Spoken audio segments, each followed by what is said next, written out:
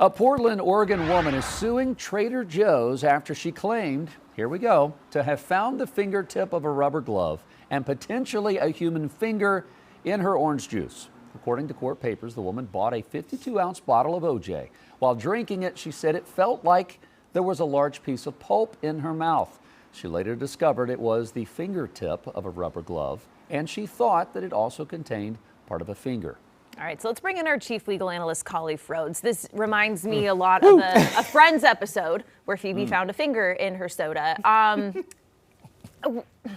When we have stories like this, how do you go about actually proving that? And she's asking for $10,000 in damages, saying that there was burning and she had to go see a doctor about it. Is there any meat here? Sorry, I did not mean that. I was ready before that one. Okay, completely threw me off. Let me start here. That was good. This is based on a number of things. First of all, this is a litigious society. I say that all the time. This woman is not exempt from that standard. She's brought claims against a number of folks in the past for various different issues, slip and falls, brought one against an individual for a chiropractor saying they improperly stepped onto her neck. Most of those have been dismissed without being found in her favor. This is going to be a strict product liability claim, so not based in negligence. All she has to be able to prove that it was manufacturer defect. And so was it defective and unreasonably dangerous? Well, a fingertip, a rubber glove inside of orange juice is going to be defective easy. And so if that's the case, if there was a fingertip found in there and it could be traced back to the manufacturer, that would probably be the strongest and easiest portion of the claim. The negligence portion may be a little bit different. You guys know duty, breach, causation, and damages. It's going to be, did they fail to use reasonable care? Like you owe a duty to an end user to use reasonable care when doing and creating this product. And so if you fail to do that, to inspect it, to pack it, to do quality control, if any step was missed throughout that process, then that would be probably the second strongest one. And then the third claim would be some negligent or intentional infliction of emotional distress. And so she's talking about, seeing it and having issues with it, and now in the future potentially having issues with drinking orange juice. That would support that claim. So I could see three potential claims, and the first one obviously is the strongest.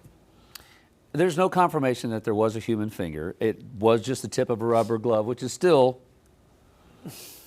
creepy, weird, whatever you want to call it, if you were to see that in your glass of juice.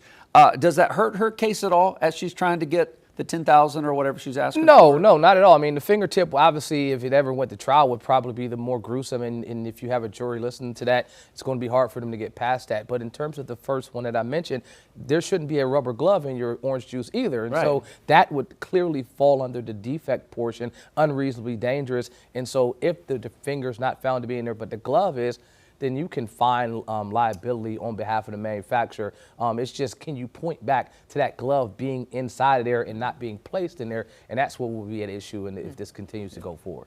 So, Khalif, initially this woman writes a letter to them saying, hey, $10,000 and call bygones bygones.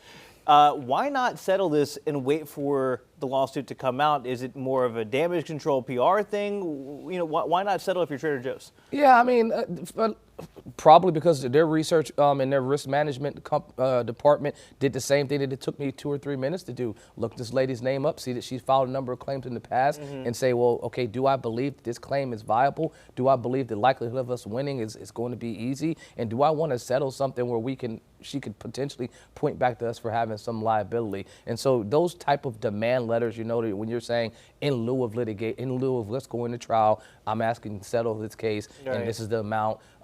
If they don't believe that you have anything, they as in Trader Joe's, there's no need for them to come to the table. We talk about the court of public opinion, but they're like, hey, we're weighing, did this really happen? And that's something they're doing in real time. They received a letter. They're walking backwards. Where did this bottle come from?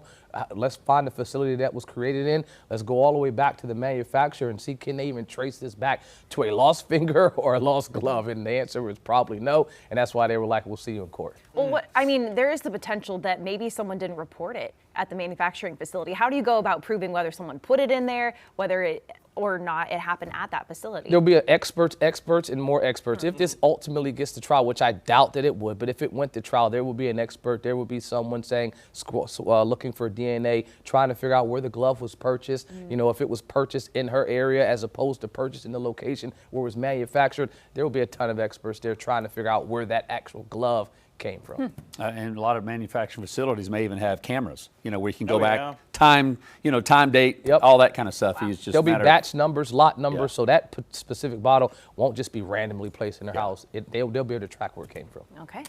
All right, Khalif, thank you so much.